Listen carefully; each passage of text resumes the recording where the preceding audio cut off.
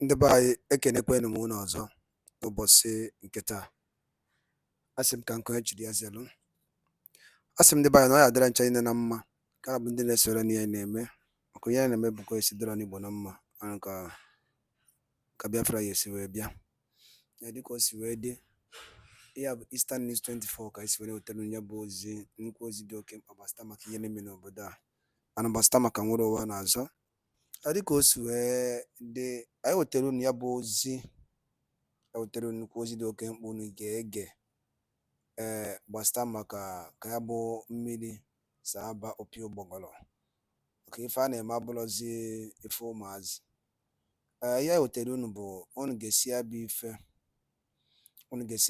unu atinye your own contribution. ETIABA kwuru okwu gbasịta maka constitution amendment needed to make in Nigeria, Supreme Court legalized. Alright, get ya before you see ya, drop your own comment or the nukumpa. I try make a money. Alright, over to you, sir. I pledge that before I finish my tenure as the Chief Justice of Nigeria, I will, by the special grace of God, do everything within my ability to break down things and get on board the well-deserved full complement of the court. Amidst mounting workload across the courts, the country's apex court too hasn't fared any better because it had been short of staff to get the job done, as for several months, less than half of the required workforce had been working their socks off. For several months, only 10 Supreme Court justices did the job of 21. The 10 are the Chief Justice of Nigeria, Olukayode Ariwoola, Justice Kudirat Kekereekun, Justice John Okoro, Justice Uwani Abba-Aji, and Justice Lawal Garba. Others are Justice Helen Ogunwumiju, Justice Ibrahim Saulawa, Justice Adamu Jauro, Justice Tijani Abubakar, and Justice Emmanuel Agim. Justice Olukayode Ariwoola, who in August this year turns 70, will be bowing out of the judicial scene. He had paid his dues in the Nigerian judiciary, having played key part in a number of notable cases, including being a member of the Supreme Court panel that affirmed the election of President Muhammadu Buhari for a second term. Justice Kudirat Kekereekun, who was born in London, was the apex court justice who read the judgment that sacked Emeka Ihedioha as Imo State Governor and declared Hope Uzodinma winner of the election. Helen Ogunwumiju is another justice of the Supreme Court. She was part of the apex court panel that affirmed President Muhammadu Buhari's victory for a second term. There is Justice Lawal Garba, who was also part of the panel that affirmed the then President Buhari's second term election. And there's Justice Emmanuel Agim, who in a lead judgment stated that the extraordinary rendition of Nnamdi Kanu, that's leader of the indigenous people of Biafra from Kenya, doesn't clear him of charges for the trial he was facing before he left the country. The other justices of the Supreme Court have played very crucial roles in deciding electoral, constitutional, civil, and criminal matters with all sense of duty and commitment to keep the wheels of justice turning despite all the odds. The appointment of 11 Supreme Court justices is indeed a breath of fresh air for the Nigerian judiciary. For starters, Justice Hannatu Jume Sankey, one of the 11 Supreme Court justices, headed a 3-member panel of appeal court justices that quashed the terrorism charge against the leader of IPOB, Nnamdi Kanu. The court ruled that his forceful rendition from Kenya violated international conventions and treaties. There is Justice Haruna Tamani, the former appeal court justice who headed a panel that upheld the federal government's application for stay of execution of the judgment that had previously set Nnamdi Kanu free. Justice Tamani was also chairman of the Presidential Election Petition Court, which affirmed the election of President Bola Tinubu. Justice Stephen Ada is another name to note. Justice Ada was among the 5-member panel of justices who affirmed Bola Tinubu's election in the presidential polls. Justice Mo Adumain has been involved in several significant legal matters. Recently, he was head of the appeal court panel that upheld the judgment of the Kano Governorship Election Petition Tribunal that affirmed APC candidate Nasiru Gawuna as winner of the Kano State Governorship election. Another name is Justice Chioma Nwosu Iheme, who then, as judge of the Imo State High Court, presided over the Otokoto saga, which involved the gruesome killing of a minor who was lured into the notorious Otokoto Hotel by criminals. There's Justice Jamilu Tukur, who in 2019 delivered the lead judgment of the Court of Appeal in Lagos, declaring the imposition of fines by the Lagos State Traffic Management Authority, LASMA, as illegal and unconstitutional. Justice Obande Ogbuyinya, one of the 11 new Supreme Court justices, had in a dissenting judgment challenged the Kogi State Governorship Election Tribunal's decision regarding the then governor Yaya Bello's participation in the election. With the track records of those that now make up the Supreme Court bench clearly reeled out, things are likely to take a positive turn as far as the Nigerian judiciary is concerned, even though these are early days yet. Godfrey Eshemoge, Arise News.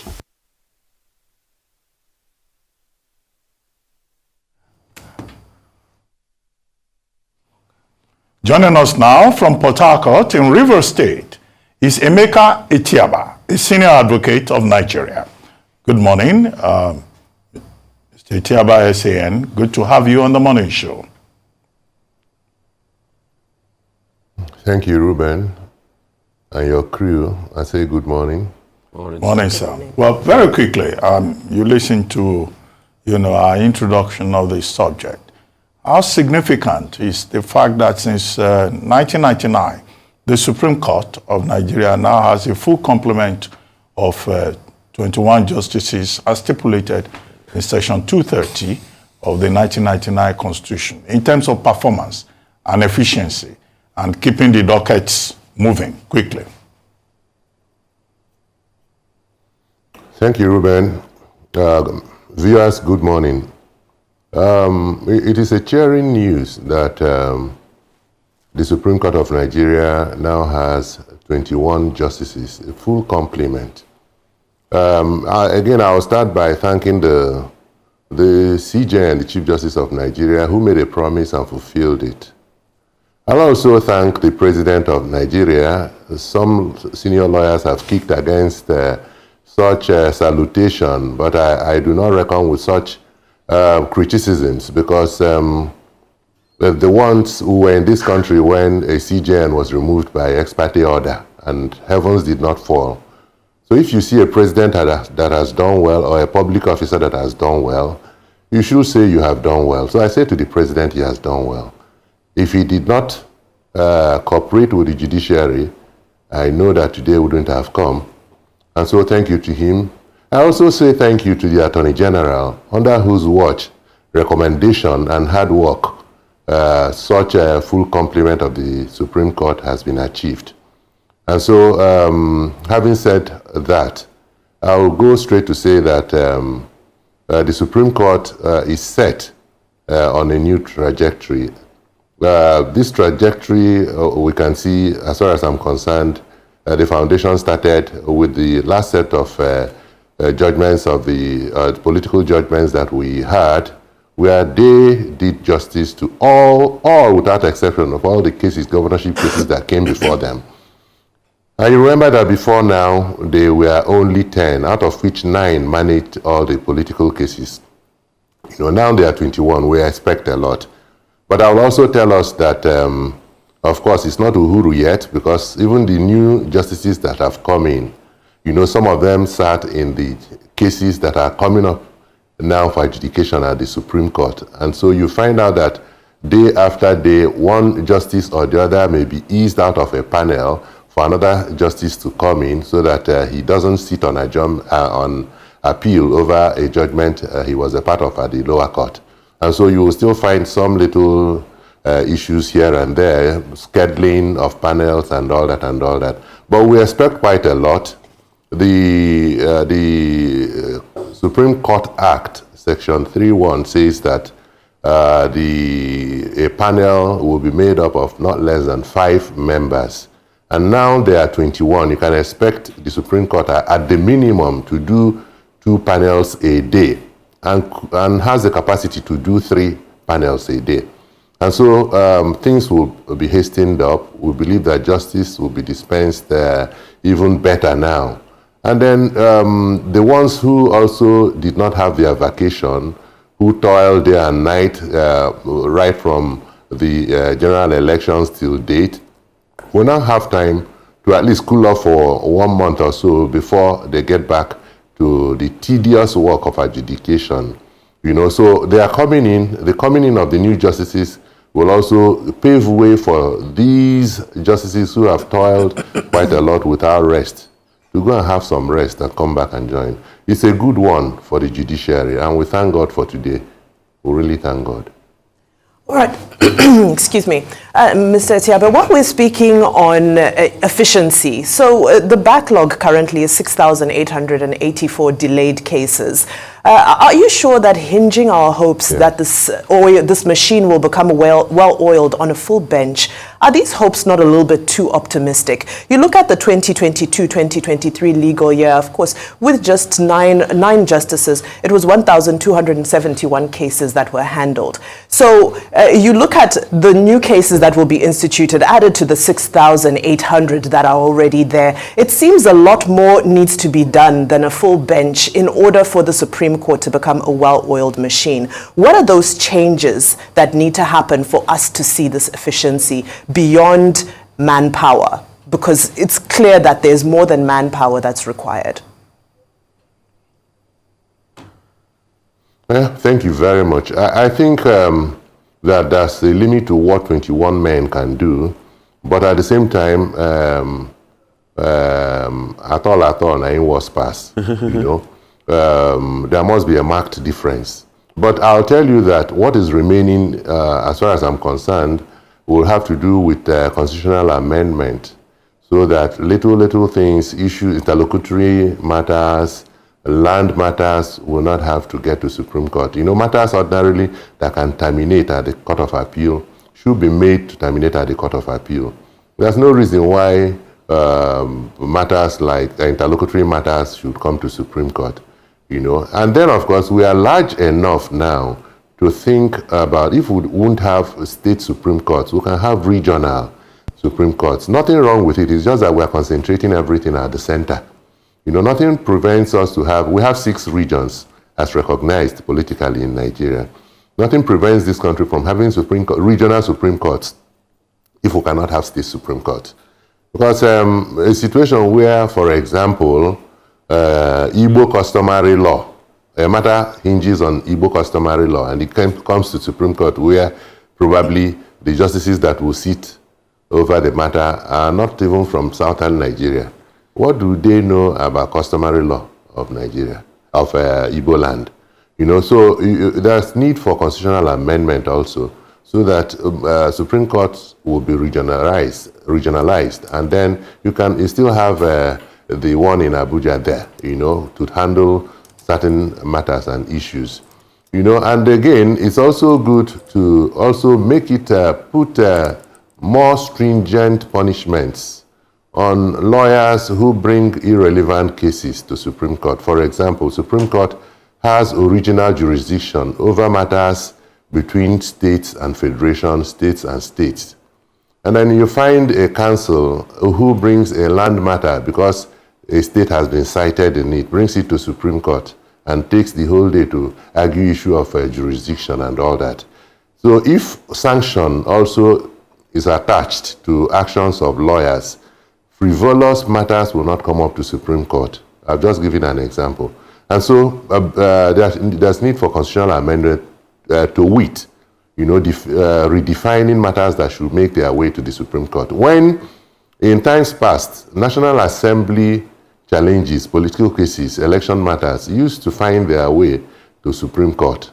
But when Section 463, I think, 4653 of the Constitution was enacted, National Assembly matters now stop at the, and State Assembly now stop at the Court of Appeal. So that takes a whole lot out of the Supreme Court docket. That can be also fashioned in other areas, other matters that must not come to Supreme Court. Okay. Good to see you again, sir. I mean, let's now talk about the main thing. Thank you. The quality of judgments. While we had that profile being reeled out, we saw a lot of judgments that were really suspect. I can go through these judgments. The Imo one, lots of other judgments given. We now have a case where justices now have to defend their judgments in public by reacting to criticisms of their judgment. I mean, the quality of judgment. With this 21 complement, are we going to get the quality right? What is even the quality of personnel on the bench? It's not by getting the full complement of 21, but what's the quality of this judgment that a lot of people have, raised eyebrows about? Okay. As far as I'm concerned, Supreme Court is final not because they are infallible. It is because the buck stops on their desk. That's why they are infallible. And I can tell you that I have not seen a situation where a Supreme Court judge went out there to defend a judgment Supreme Court delivered. I don't think it has ever happened. There was a one-off of a Court of Appeal justice who strayed that way. And I think that there was an uproar on that. But having said that, I believe that we're all human. We can make mistakes. But what I disagree is the fact that a judgment cannot be reviewed. If we agree that we're human beings, that we can make mistakes, and these mistakes are not predicated on anything but maybe that minds were not adverted to one or two things, and eventually a call for review comes within the law, I think whether it is Supreme Court or it is the Court of Appeal, they should review these judgments. The provisions have been made for review. And then talking about the justices that have come up, yes, one or two justices, uncomplimentary things have been said about them. In some cases they handled. But remember that when you handle 100 cases and fault is found in one, I don't think 1% is enough to say that the man never does good or the woman never does good. So much as it is not good to hear, it's also good to realize that they are human and they can make mistakes. I would wish to encourage them to be more discerning, more diligent in their work. I'll also tell you that part of the problem we have, even at the Supreme Court, is that these days you find judgments that run up to 200 pages, 100 pages. These judgments, since there are no appeals on them, maybe it will serve the public better. Maybe it will also serve them better to give us judgments that are not up to those pages. I mean, in times past, you read the West African Court of Appeal report, that's WACA. You read the judgments of the 60s, 70s, 80s. You find out that these judgments are within 5-6 pages, and they are solid. Everything that needs to be said are said. Probably the justices of today do what they do because lawyers will say, "Oh, our issues were not there. We canvassed this. They didn't say anything about it," and all that and all that. But the important thing is to do justice and make sure that those issues that call for determination are pronounced on. So maybe part of it is to reduce this volume of writing that are done, and go ahead, as in times past, give judgments that deal with the issues and deal with them soundly. So I want to believe that the crop of justices that have just moved into the Supreme Court, looking at what the ones that they have met have done recently, I do not have a doubt that they will conform, because it's about leadership. It's about leadership. If the leadership is doing well and sets good example, the led will follow. So I think some of them who have had some uncomplimentary things said about them will look at the ones they have met at the Supreme Court in this season and learn. Wow. And the Chief Justice of Nigeria has also not left anybody in doubt that he wants to leave on a high, on a good note. And that is partly why he insisted and fought for this full complement to be brought to bear. So it's a thing of joy, and I'm very excited. I'm really very excited that cases will receive more attention now than ever before. Well, sir, I'm sure many lawyers will agree with you that the Supreme Court of Nigeria should be a proper policy court, rather than a court where all kinds of matters are taken to. And you are absolutely right to say that lawyers should be disciplined. Lawyers who abuse court process and bring frivolous cases before the apex court. But there are two other issues that I would like you to comment upon. One, the process of appointment. These, justices were appointed just by voice vote by the Senate of the Federal Republic. In other jurisdictions, they have public hearings. People who have issues. Yes, you mentioned two justices against whom issues were raised about cases that they are determined. I don't want to mention their names, Now, if there was a public hearing, those persons who have issues with them could have come forward, to say, oh, this is how we feel about these persons. The second issue has to do with the fact that in 2017, the NBA insisted on the national judicial policy and the rules of procedure for appointments to the apex court, that it should be left open. Senior advocates should be recommended, academics should be recommended, as is the case, say, in the US and Canada. But here, the concern is that promotion to the apex court in Nigeria has become almost a guaranteed thing. Once you are in the court of appeal, you almost get automatic promotion. And there are many lawyers who are saying, no, it shouldn't be like that. After all, Taslim Elias, to cite one example, Justice Taslim Elias, came from the academics. Justice Inamani came from practice. So why is it that now it's like a secret society promotion from the Court of Appeal to the Supreme Court? Those two issues. Okay, thank you. First of all, let me start from the back, the second issue you raised. Those of us who are lawyers, legal practitioners, have raised this issue again and again. And it is more like it is between us and them. That's the treatment from the judiciary to the lawyers, between us and them. They will not come in. And I've had opportunities to canvass this case even before one or two justices. And I believe I made sense. When we canvass that senior advocates should go to the Supreme Court bench, we're not talking about every legal senior advocate.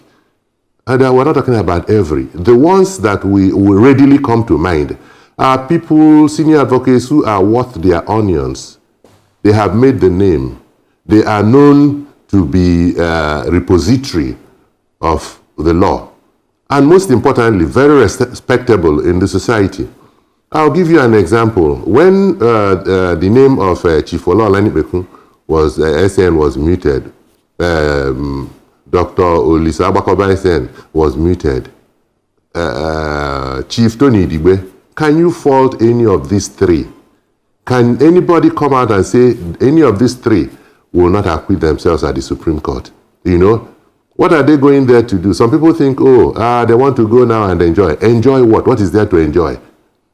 Have you ever seen a Supreme Court justice fly a private jet to a meeting, either in the country or outside the country? But these lawyers are lawyers who, on their own, from their pocket, they fly jets, private jets, just to attend meetings and go back to their homes.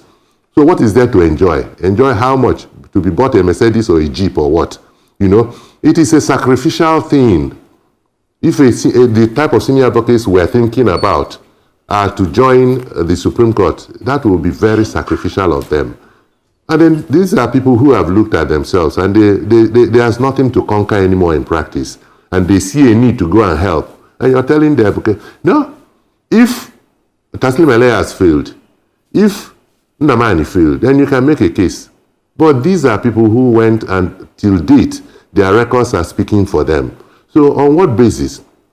But I also remember that sometime when the Bar Association submitted names of senior advocates and senior lawyers that could go to the Supreme Court bench. I also remember that one or two names were added to those names. You know, people who ordinarily, I personally will not be happy to see in that bench because they have nothing to offer.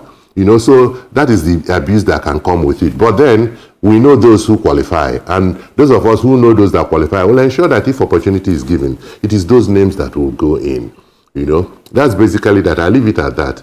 And then on the second one, I do not see the reason why, if I want to be a senior advocate, my name will be published in the paper, and then public comments are invited, and I'm scrutinized, interviewed before I become a senior advocate. Whatever I do, I'll be doing as a senior advocate from my office. And then a judge who will pretend over the lives of the people, a judge that will pronounce somebody to be hung, will now be appointed without any scrutiny, without the public commenting. If the public was commenting, many judges today will not be judges because people who know them will speak out.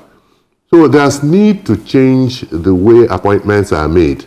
There's need to make it more open. If you know the candidates, the aspirants that have brought in their application, I call them aspirants because that's what they are at the point of submitting their application, and then their resume coming. So you publish it, you invite people to make comment, and then you will hear who they are truly, you know, and then you know whether they are qualified to answer my Lord. Because that my Lord, I can't answer my Lord now. How can I answer my Lord, no matter how smart I am as a lawyer? But once I wear the judge's wig and I sit there, I become my Lord, and I'm next to God. That's what it means. I'm next to God. So he who you will promote to that level must show that he is worthy to be there. And then you now talk about other considerations. The Nigerian Bar Association, we go to court every day. We know the lawyers who can make the bench. When you hear that this branch of Nigerian Bar Association names have been forwarded to them, or they have been told that there will be recruitment, it is just to fulfill all righteousness. The names that will go in have been selected. You know, so we should tell ourselves the truth, involve lawyers in what we are doing, involve the general public, involve even the litigants, because they know what they have seen in the hands of lawyers. So they can make comments on such characters, you know. That's my take on it. There must be a way to change what goes on. And then you talk about recruitment of judges in states. What has NJC at the federal level got to do with recruitment or lawyers, judges in Anambra State? Who do they know? It still boils down to who can get to Abuja. You know, so some of these things should be left at state level or regional level, so that the more you are closer to the grassroots, the more you know who is who. But once it comes up there, you'll be hearing from the governor. Governor tells you who he wants and who he doesn't want. And then you can hardly go away from the governor's choice. And tomorrow they will say, the judges are pandering to the governors, because he who pays the piper dictates the tune. If they know who appointed them, then I tell people that, you know, corruption is not only when money is involved. When you have somebody who bears this influence that cannot be stopped, it's worse than money. When somebody appoints you a judge, he cannot call you in the morning and tell you what to do and you will not do it. You can resist money as a person, but the other one, it is more difficult. You know, so you leave the fate of the judges, incoming judges, with the people to determine. And then when the judge knows that the people determine my fate, they will be loyal to the people.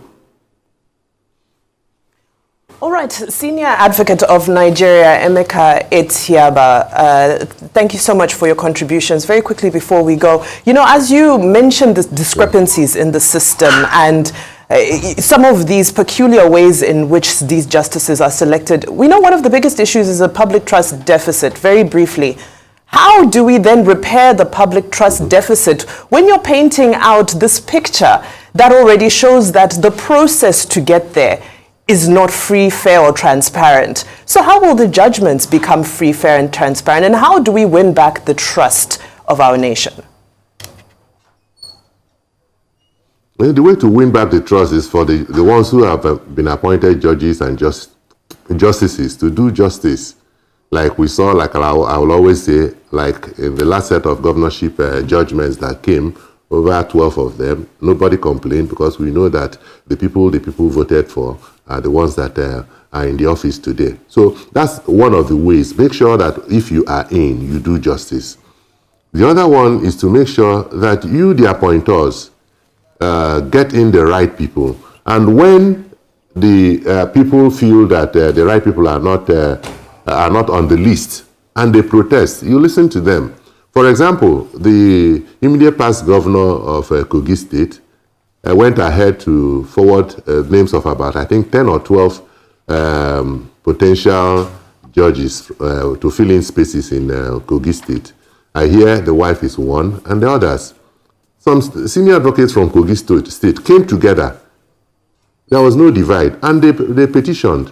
And of course, that has been scuttled, you know. So that's a way to show that the system is also working. It's under check, you know. There's a sad one that is coming from FCT where somebody sued and he was told that he doesn't have a locus.